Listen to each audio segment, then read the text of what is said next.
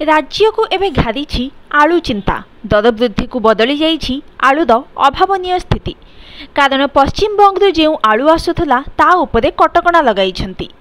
अपरपक्षे उत्तर प्रदेश आलू ए जाई ओडिशा बजार को आसी नाही, तेणु परिबा हाट में महंगा होइतिबा 20 टंकार आलू एबे 30 छुईलाणी। एभली अवस्था लगी रहिले 2012 भली आलू संकट स्थिति चिंता बढ़ाई पारे। घनउछि आलू संकट, चिंतारे पड़िछंती खाउटी। 2 सप्ताह तले जो आलू 15 ରୁ 20 टंकार बिक्री होउथला गत 3 दिन हैला 30 छुईलाणी। फल साधारण ग्राहक तथा खाउटी को एबे बाधुची आलू दर। तेबे काहींकी आलू दर एबे उपरमुहा? आमदानी रे समस्या ना असाधु बेपारींकर यह चाल? नाना कारण एबे सामना को आसुची। साधारणतः ओडिशार खाउटी बाजार को आलू पाई पड़ोशी पश्चिमबंग उपरे निर्भर करने पड़े, हेले विभिन्न कारण पाई पर्याप्त परिमाण रे पश्चिमबंग बालेश्वर दे ओडिशा भितर को आसी पारुनी आलू। सेहीपरि बालियापाल, जलेश्वर, भोगराई आदि अंचल रे उत्पादित आलू भी बजार सरीगलानी।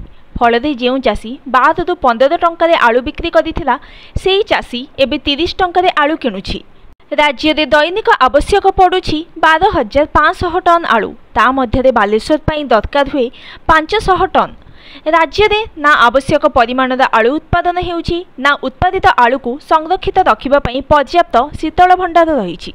राज्य सरकार आंतरिकता पाई आलू मिशन तो चुली को गला, शीतल भंडार व्यवस्था भी शिथिल पड़ जाइछि।